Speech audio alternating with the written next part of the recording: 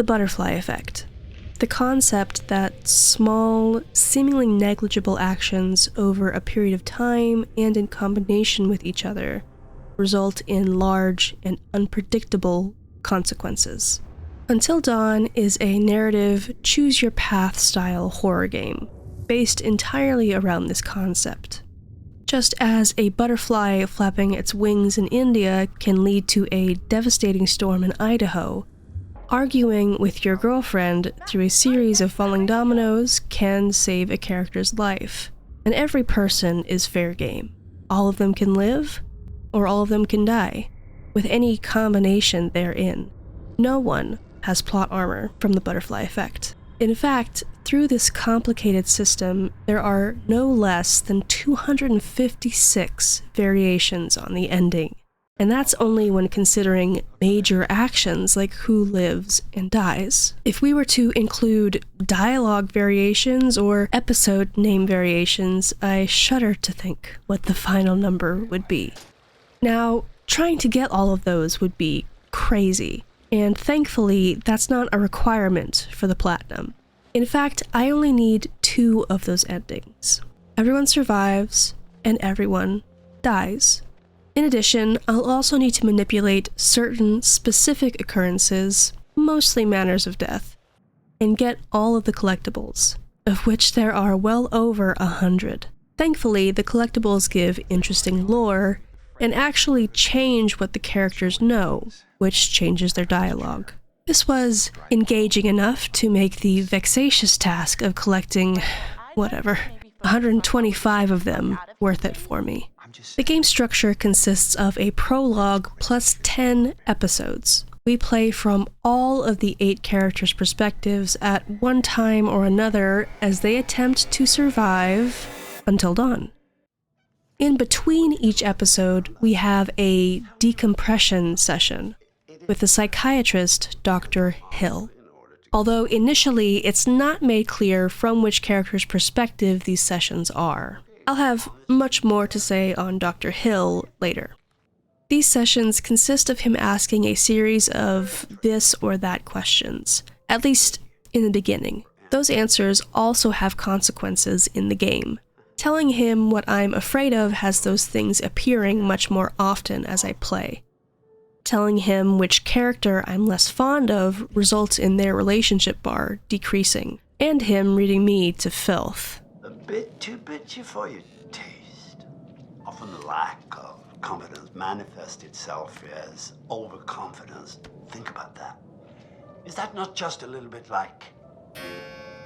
Unfortunately for me, I tried my best to be honest with Dr. Hill, resulting in my genuine fear of scarecrows being thrown in my face several times. What in the hell? Who would do this? The prologue opens with a bang, and there's a large cast of characters introduced all at once, so let me break it down for you. We first have the twins, Hannah and Beth, and their brother, Josh, whose parents own the property that everything takes place on. We then have a group of the siblings' friends. Josh's best friend, Chris, who has a crush on Ashley, Hannah's best friend, Sam, Emily and Mike, who are in a relationship, although Hannah has an insane crush on Mike, Emily's best friend, Jessica, and the good guy pushover, Matt. That might be a little overwhelming right now, but we'll get familiar with them over time. Jessica is a witch with a B and convinces everyone in the group, sans her siblings and Sam, to play a prank on Hannah, mocking her for her crush on Mike. She's taking her shirt off. What? Oh my god! Hannah doesn't take it well and runs outside into the snow. Her twin sister Beth notices her outside and goes to investigate what's happened. With Josh and Chris passed out drunk, and the others downplaying the prank, Beth runs after her alone. While searching for Hannah, I find the first totem, a collectible which offers a glimpse into a possible future, warns me of impending doom, or provides me guidance for my decisions. and this future looks grim. After finding Hannah, the twins get chased by a mysterious figure, and although I tried my best, I couldn't change this fate.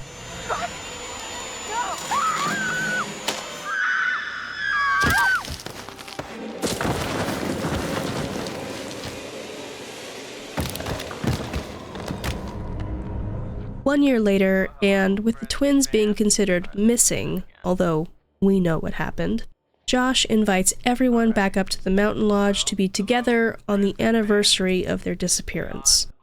It was at this point I began to wonder if Josh was even aware of the truth of what happened, because if you'll remember, he was passed out at the time.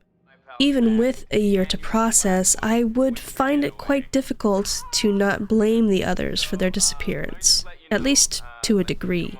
I certainly don't think I would be healed enough to spend time with them all so quickly.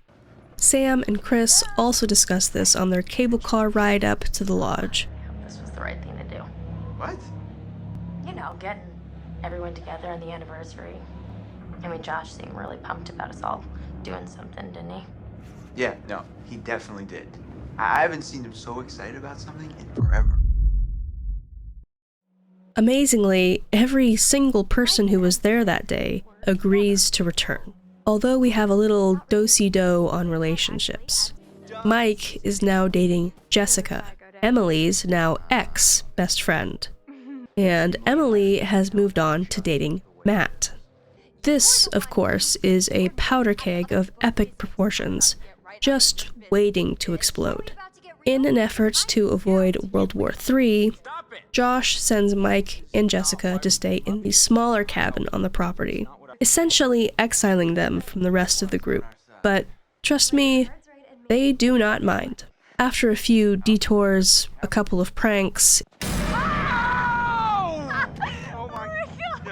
and a close call with the caribou, Mike and Jess are finally nearing the cabin when they meet the first direct threat in the game. Up to now, it's been eerie and spooky and dark, really dark, but no enemy has been present. That changes right here. In the scramble to run away from whatever that was, Jess lost her phone. Thankfully, they're not stupid enough to go back out there to search for it. When the phone later interrupts them by flying through the window, Jess assumes that it's Emily and the others playing a mean prank on them. Probably because that's something she would do, not to throw shade. Hey! Yeah, pricks! That means you! I know you're out there! The fuck are you trying to do? You want to ruin our fun that bad? Well, guess what? You can't! You can't ruin our good time, because Michael and I are gonna fuck! That's right, we are going to have sex, and it's gonna be hot! So enjoy it, because I know we're going to! Despite her cutting dialogue, whatever returned the phone is not intimidated, to say the least.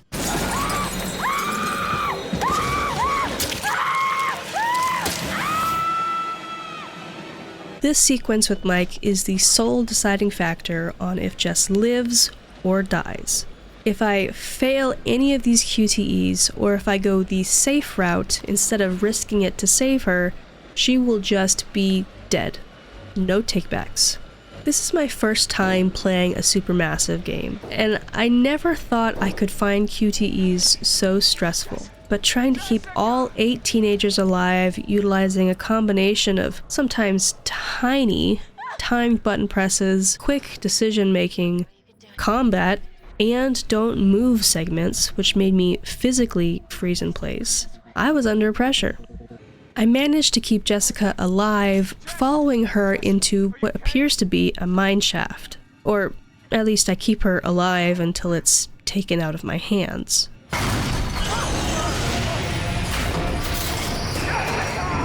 Now I have no indication of her status and won't for basically the rest of the game. Mike runs after a figure in the mines who he thinks may have been responsible for hurting Jess, and finds one of the secrets of the mountain, an abandoned sanatorium. He breaks into the sanatorium following the figure, who seems to have domesticated wolves, another looming threat to add to the list. Exploring the area, Mike discovers another secret of the mountain. During the mining operation in the 50s, there was a devastating blasting accident, resulting in a cave-in which trapped 30 miners. Several days passed and only 12 were rescued. Those dozen miners were taken to this sanatorium for something. Treatment? Perhaps. We'll see later. Looking around for a keycard to open a door, I fell victim to this contraption. What can I say? It looked friendly.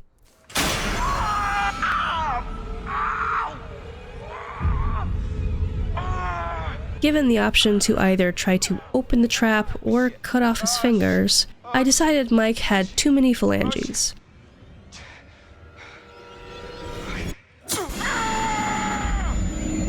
This decision unlocks Scream 2, and thankfully has no other negative effect on Mike. Entering the central room, I am reminded that no choice is a choice in itself.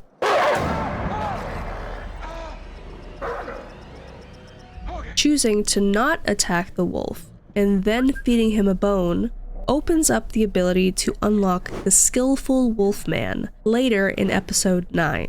Plus, why would I ever kick Wolfie? Look at him. He's a good boy. All in all, Mike lost more than he gained exploring the sanatorium, and ultimately found no information on the man with the flamethrower. Back at the lodge, Emily and Matt leave to look for a missing bag, and Sam goes upstairs to take the world's longest bath, leaving Ashley, Chris, and Josh. They decide to mess around with a Ouija board, for some reason. They seemingly have a chat with Beth, one of the missing twins, and it gets pretty intense.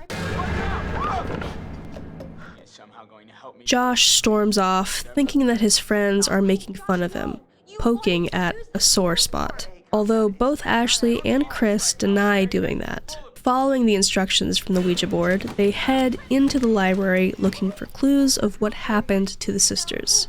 They find a hidden passage behind a bookcase, and a note, which hints at someone maliciously harming the twins.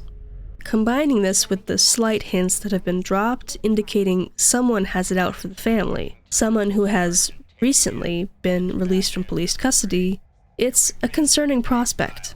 Heading to the first floor, both Ashley and Chris are knocked out, presumably by the homicidal psychopath, and hauled away.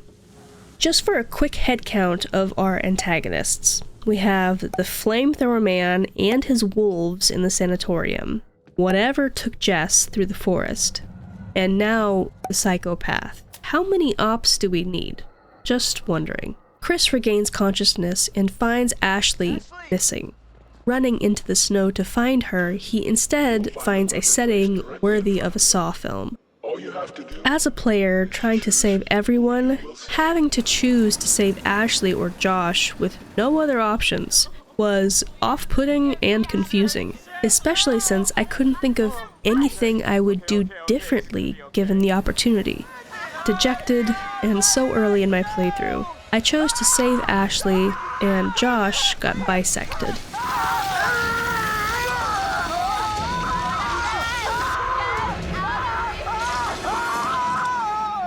Clearly traumatized, they run out of the murder shed and meet up with Matt and Emily, who are here for some reason. Maybe my decisions led me to miss a Matt and Emily section. If I did, you can let me know. But in my playthrough, they just popped into existence right here. Chris and Ashley go back to the lodge to look for Sam, while Matt and Emily head to the cable car station to find help. In the lodge, and blissfully unaware of anything that's happened, Sam is about to have her own encounter with the Psycho. Thinking that her friends stole her clothes as a joke, She exits the bathroom to find balloons leading her down to the theater. Psycho plays her a personalized film. When he bursts into the room, I have my first opportunity to unlock the psychopath, which I can get by either Sam throwing the vase right here, or Ashley grabbing the scissors and stabbing the psycho in episode 6. Even with throwing the vase, Sam still has time to run away, which is good, because I need to make sure that she escapes him in this sequence. Otherwise, I am locked out of several collectibles. This is, unsurprisingly, reliant on a seemingly innocuous past decision. If Chris shot the squirrel at the gun range all the way back in episode 1, that causes Sam to be attacked by a crow, which scratches her above her eyebrow. In this escape sequence, that scratch would get agitated, dripping blood and leading the psycho directly to her hiding place. So in order to have Sam escape here, I need to not shoot the squirrel in episode 1, hide at the end of the QTE sequence, and pass the don't move segment. With that, Sam is safe for now, if not a little underdressed. Emily and Matt head to the cable car and find it, first of all, ransacked, and second of all, without the key to power it. Both of which presumably are the work of the psycho. They head to the fire watchtower to try and contact help. But on the way, they get cornered on a cliff, surrounded by deer. This is another situation where no decision is the best decision. Just remain calm and walk slowly through the deer, making no action when given the opportunity to attack one. If I do choose to hit them, Matt will get thrown off the cliff and likely die. Once at the watchtower, it's very important that I choose to give this flare gun to Matt. I need Emily to not have the gun to maintain my opportunity to unlock Let M in later on.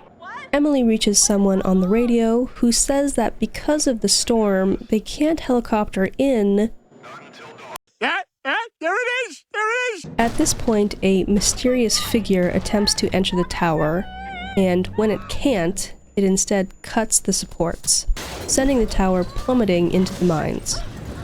This mystery figure is certainly not the psycho as Emily had feared. This doesn't even look human. As I said, the tower crashes into the mines with Emily precariously hanging off. Matt managed to stay on top of the tower because, as you can tell from his Letterman's jacket, he's sporty. This is yet another pivotal moment. If he attempts to save Emily and fails, he's in a mighty tenuous situation. I tried to save Emily once and abandoned ship after that.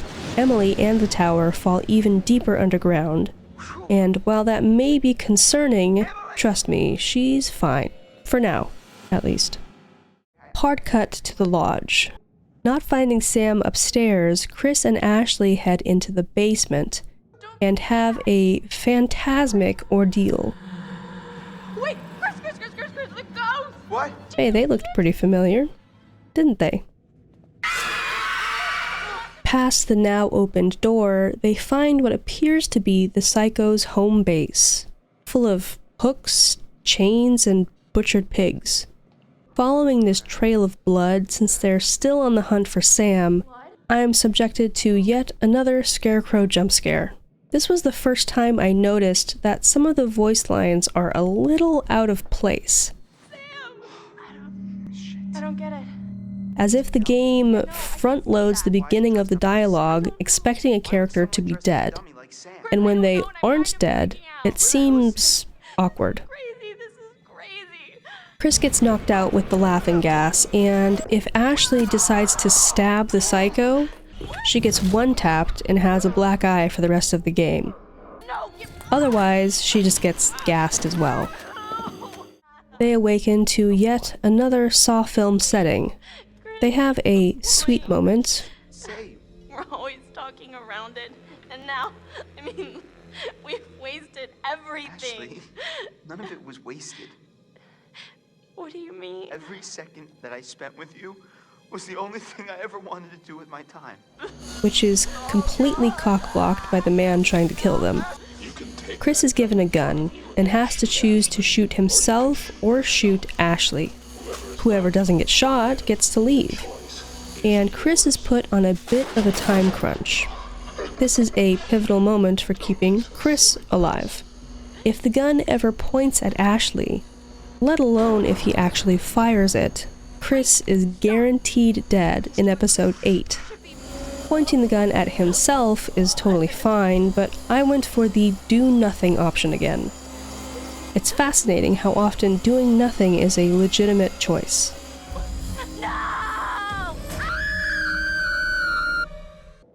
At regular intervals throughout all of this, we have our meetings with Dr. Hill, and as we progress, they seem to devolve. Do you intend to continue with this elaborate self-indulgence? Not just the office, which is clearly changing dramatically, but Dr. Hill himself becomes more direct, accusatory. Eventually, whatever faceless character was attending the sessions is replaced by the psycho. All of this made me believe that these debriefs were a hallucination, that Dr. Hill isn't real, or at least not this version of Dr. Hill that I'm interacting with. A lot about this suddenly becomes clear when we're back in control of Sam. Escaping the psycho in episode 5 was necessary so that she can get collectibles in this area, the psycho's actual workshop. I first found this medical file, and it seems that someone has a serious mental health issue, just based on the list of medications alone. This file is signed off by Dr. Hill, and lists the patient as Joshua Washington. Essentially, Josh always had depressive issues. Losing his sisters last year sent him into an unyielding downward spiral, until eventually he found himself committed and under the care of Dr. Hill. This is why Josh is hallucinating sessions with Dr. Hill, who plays the role of expressing Josh's inner thoughts. And Dr. Hill can be very cruel. Events that lead to someone's death or passively allowing a tragedy to occur because you couldn't lift a goddamn finger to help someone else. I then found Josh's cell phone, filled with text messages from Dr. Hill, asking Josh to call him back and to not go through with his plans. If it wasn't already clear enough, I found a tape recording of Josh practicing his psycho speech. But to what end? Killing everyone? Over what was ultimately an accident? Plus, there's the fact that we watched him get bisected. So what's going on here? Sam finally finds some clothes and meets up with Mike. They burst into the room where Chris and Ashley are tied up, and Josh has his grand reveal. Everything the psycho has done so far has been fake. Josh controlled everything, from the ghost to the bisection. But Josh's reasoning for why depends on if Sam found the collectibles or not. If she did, she makes it seem as though Josh is crying out for help. Crying out for help, Josh? God, you wanted to get caught, didn't you? Oh, sure. I'm totally just crying out for help. Help me! Oh, help me, help. If she didn't, it's a prank to make them internet famous. Done. Mike, he's sick. What? Come on, you guys are all gonna thank me when you guys become internet sensations. Wait, what? Oh, you better believe this little puppy's going viral, ladies and germs. Either way, he's trying to make the others feel how his sisters felt when they died. Panicked, terrified, embarrassed. Only guess what? They didn't get to laugh it off. No, they're gone. Jessica's Mike accuses Josh of killing Jessica. And while I'm a big fan of Occam's razor personally, in this case, the simplest solution is not the right one. While it's much easier to believe Josh has been responsible for everything instead of there being multiple antagonists, how Mike believes Josh would have done this? I have no clue. They tie Josh up in the shed, and it really starts showing how unwell he is. Oh, not so tight! Okay? Not so tight, I can't wiggle around. Those plastic ties, that's where it's... What in God's name is he talking about? This is hard to watch. It's been a while, but it's time to check in with Emily.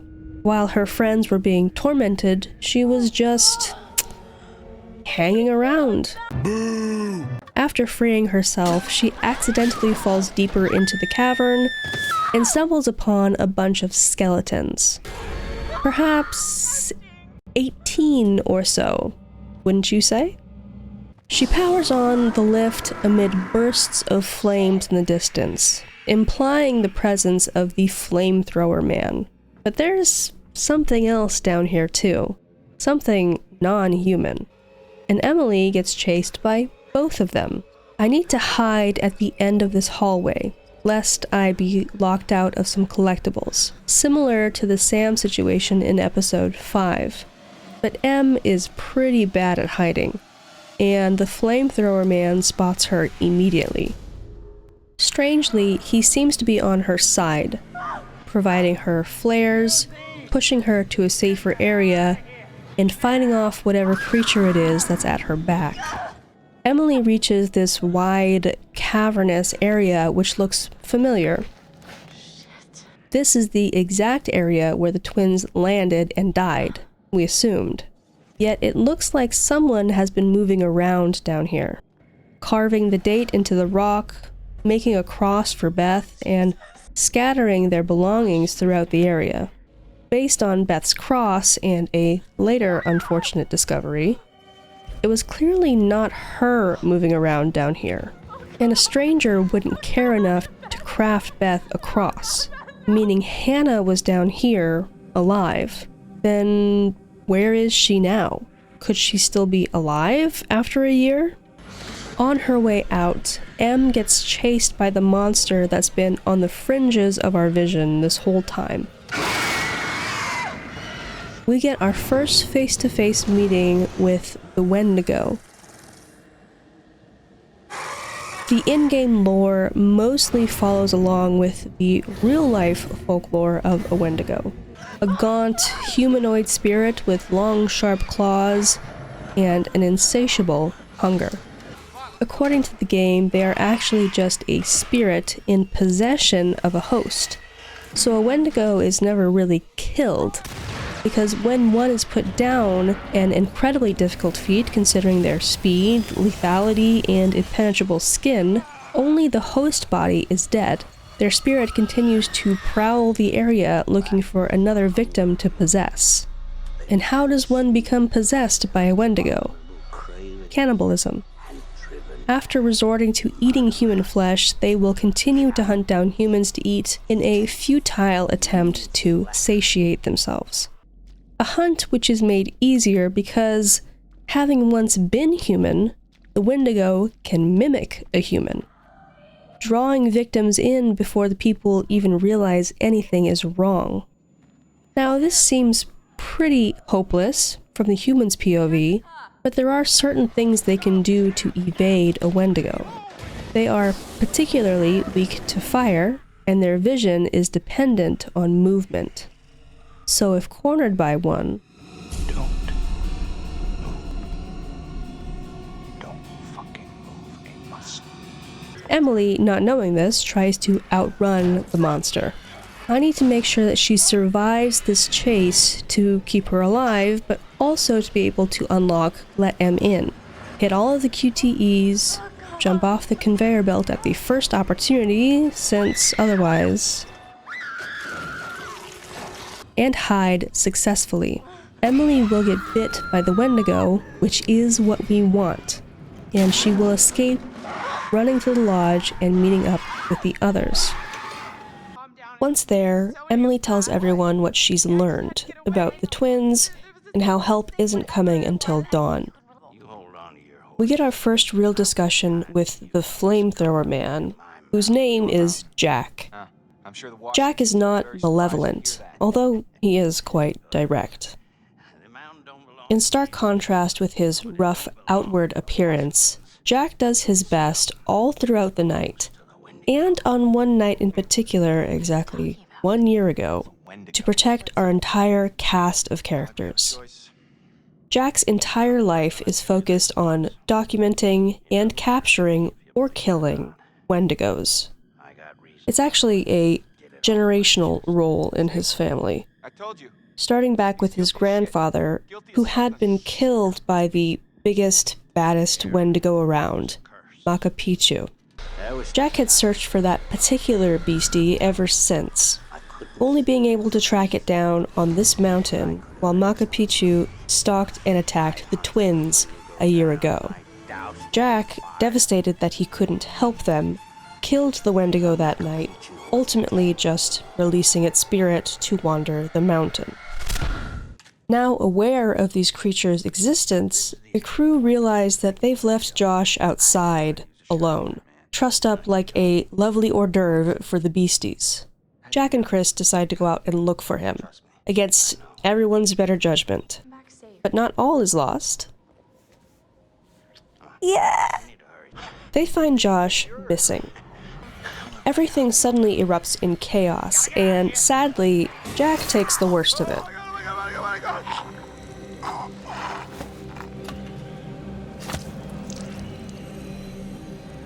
Chris is now in a run for his life. While the shotgun won't hurt the Wendigo, he just needs to stall long enough that he can escape into the lodge. If I miss any of these shots, Chris is not going to make it. After reaching the lodge and Ashley opening the door to let him in, everyone gathers for a team meeting in the basement. Mike decides, for some reason, that he needs to go find Josh, who is presumably now in the Wendigo's lair, so that he can get the cable car key and get everyone off the mountain, rather than waiting for the help that's promised at dawn. Between Emily's jaunt in the mines and Mike's experience in the sanatorium, they determine that the Wendigo must live in the mine, and there must be a way to access it through the hospital. During the team meeting, Ash notices the bite on Emily's shoulder and absolutely loses her mind, convinced that she's going to turn from that bite and kill them all, which is not at all how any of this works, or how Jack just told them it's transmitted. But sure, I have the choice here to either shoot Emily or let her live. Of course, I'm trying to let everyone live in this run, and doing nothing here unlocks let him in for letting her stay in the basement. Ashley reads Jack's journal and, of course, reads that it's not transmitted via bite, and she gets a little what for almost killing Emily with her hysteria. Sam grabs the journal, and while we don't get to know what she reads in it, she sees something that makes her believe they need to go after Mike. For my money, I think she must have read about how Jack was laboriously and over a great course of time collecting and imprisoning Wendigos in the sanatorium. Now, you may say, how many Wendigos could there be on this mountain? Well, remember those 30 miners that got trapped and only 12 came out alive, with the other 18 just gone, never seen again? I guess they got mighty hungry while trapped down there. We can even see documentation of the surviving miners' transformations in the sanatorium. Naturally, the medical staff was underqualified for handling them. The staff and patients were killed, and the sanatorium abandoned, which is right where Mike finds himself, absolutely surrounded by Wendigos. Now, I could fail every QTE in this episode without Mike dying. However, I would lose the most important member of the team, Wolfie. Remember Mike befriending this guy in episode 5? Well, here in episode 9, we can permanently save him. I need to pass all the QTE, and notably, I need to barricade the door at the end of the sequence. This will keep Wolfie safe and unlock the skillful Wolfman. Back with the larger group, I need Ashley to go the alternate path in this tunnel, following Jess's voice, in order to pick up a collectible. But I need to be extra careful to not even look at that trapdoor sideways. If I crack it open slightly, either Chris or Ash are guaranteed dead. So I just pick up my totem and make like a tree. Sam goes off alone after Mike, with the others turning back to the basement. She bursts into the sanatorium with literal seconds to spare, smacks a Wendigo across its mouth, and Mike blows up the entire joint. Which was cool and dramatic, but honestly, just likely released all the Wendigos. Got any marshmallows? They head off into the mines, still searching for Josh, and along the way locate Beth's empty gravesite. So she was, at one point, buried, until someone dug her up. The single most important collectible, story-wise, is found while traversing this body of water. Heading to the ledge on the left, we locate a journal Hannah kept while she was stuck down in this area, and it is a tough read. Day 1. My little sister is dead. The fall killed her. I watched the color drain from her face. Day 5. I've never been so hungry. It feels like my stomach is twisting around. I'm sorry, Beth. I have no choice. I'm dying. It's the only way I can survive anymore. If someone finds this, I'm sorry. I had no choice. Day 33. My hands feel unclean. My nails fell out. Pushed out. I'm aching, but no more cold. These passages devolve into mindless scribbles of hungry. Since this was my final collectible for the twins, I popped The Tale of Two Sisters, and it's now crystal clear that after being stuck down in the mine without help coming for a month, Hannah, in her desperation, cannibalized Beth, and has now undergone the same transformation as the miners. This journal is incredibly important, not just because of its content, but because this collectible, in conjunction with one of the tattoo collectibles, ensures that Josh will survive the evening. Technically. Mike and Sam find him in a catatonic state, experiencing nightmarish visions. Again, really emphasizing how sick he is. He says one thing here that caught my attention. I'm gonna take orders from you. You can't tell me what to do. You can't tell me what to do anymore. It made me wonder if these hallucinations were where he got the idea for his little game. Mike harshly snaps him out of it, and Sam climbs out of the mines, with Mike leading Josh back the way they came. Remember how I said some voice lines seem out of place if everyone is alive? This is another instance. No. While I'm sure it's traumatizing to see Jack trussed up there, it seems a little too emotive. However, emotive would be appropriate if the rafters were full of his friends' corpses. Oh well. They proceed onwards until a Wendigo pops out of the water. A Wendigo which we can tell is Hannah. She grabs Josh and hauls him away, still alive. At this point, you would be forgiven if you forgot that Matt and Jessica existed entirely. But here they are. They happen to be in the same section of the mines, and Jess is in a terribly sorry state. I actually felt really bad for her. I slow-walked in this section just so she could keep up. Look how she has to limp behind, man. With Jess's state in mind, when they get attacked by Hannah, there's absolutely no way I can make the run decisions. So I hide twice and pass the don't move sections to unlock Don't Scare Jessica to Death, and I've officially saved both Matt and Jess. That said, welcome to the worst 10 minutes of Until Dawn, hands down. The final lodge scene. Mike and Sam meet up at the lodge and head downstairs looking for the others, who meet them in the hall as they run for their lives from several minor Wendigos. Now, I know we're just meant to accept that these miners came from the sanatorium into the basement, but this bothered me for a while, and I've never resolved it in a way that I was satisfied with. How did they get down there?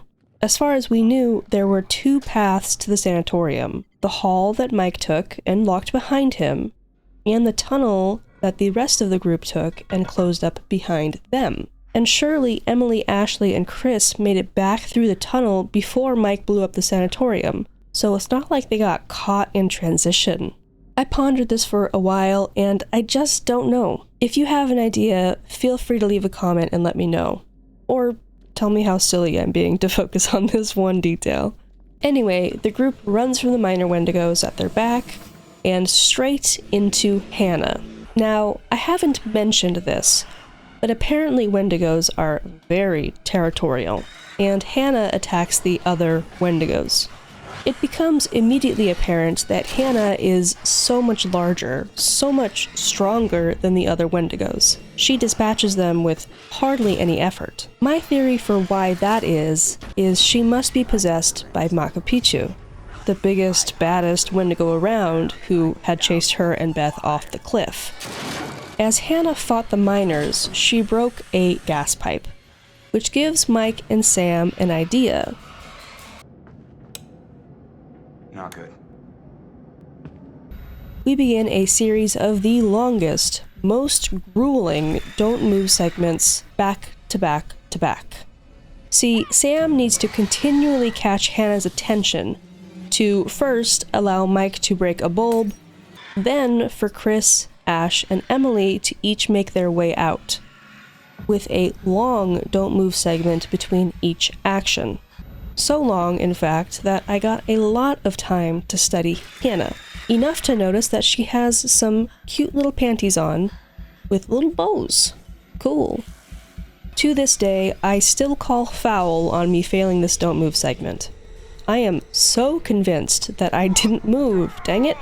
And with this, apparently, microscopic movement of my hand, Mike is dead at the literal last second. I got everyone else out, hit the switch on my way out, and blew that popsicle stand right up.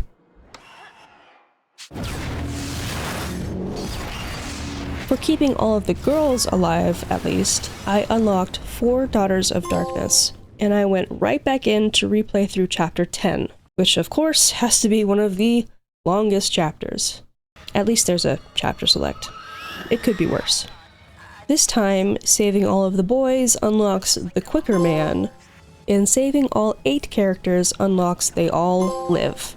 Oh, and if you're curious about Josh, I did say he technically lived. I have a visual on a survivor. 1 survivor, repeat. Is that? Oh, fuck! Stay back! Stay back! No! Stay back! In my playthrough, I missed collectibles in 3 of the 4 categories, which is a lot of cleanup, but since I need to replay Chapter 6 and on anyway, I piecemealed the episodes I needed only up to a missing collectible, then got the rest of them as I killed all of the crew.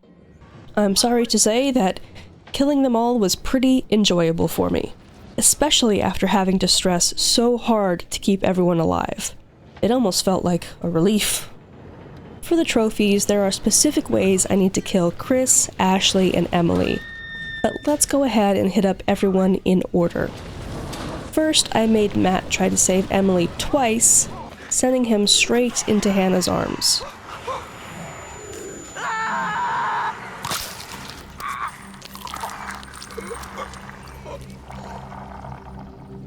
Then, in the saw scene with Ashley and Chris, I made Chris shoot her, which unlocks Fatal Grudge and absolutely tanks their relationship. This means Ashley will not let him back in when he's running away from the Wendigo in episode 8, unlocking Ashley Snaps.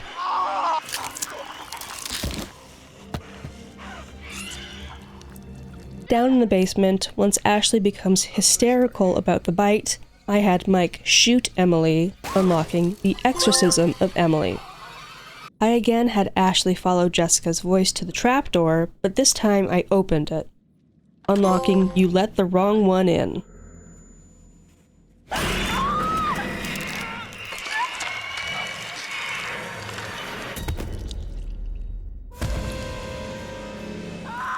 I didn't collect Hannah's journal, leading to Josh being popped like a grape, forced Jess to try and run away from Hannah while terribly injured.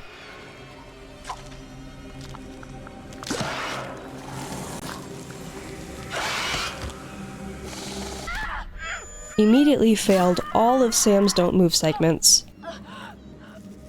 and had Mike blow up the house with himself inside.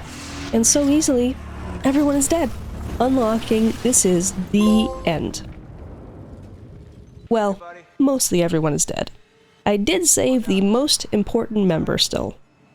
Also, exactly according to plan, I unlocked all of the collectible trophies, leaving me with one trophy left before our plat. For Instant Inferno, I need to have Sam hit the switch at the earliest possible opportunity, setting fire to the lodge before getting anyone out.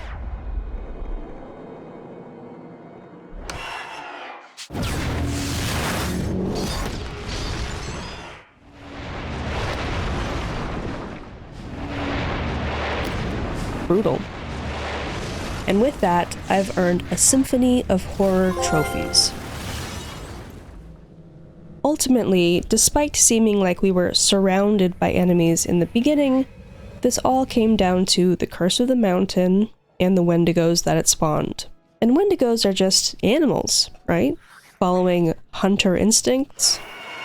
Well, it seems to me that Hannah must have retained some of her consciousness, despite her Wendigo transformation. I first noticed it because Sam and Mike, while certainly put through a lot in the game, aren't bothered by Hannah at all, until the very end at least. And she's able to recognize and spare Josh, whereas those responsible for her prank are subjected to her unyielding wrath.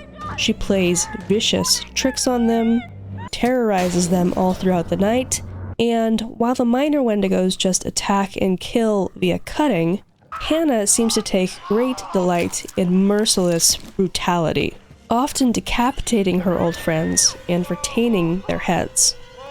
Her most savage kills are reserved for Jessica and Emily.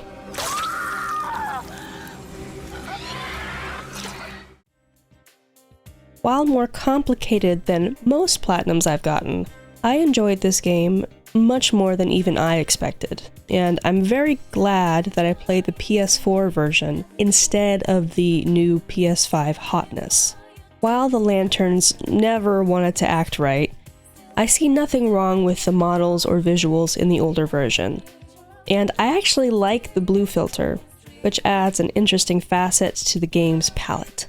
Also, the PS5 version has additional trophies that didn't seem like it would add to the experience, just add to its complicated nature, on top of including an additional ending, which requires saving only Jessica and Matt.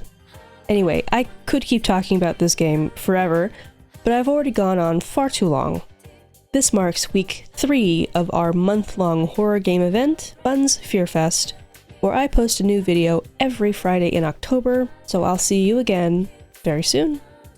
Bye bye.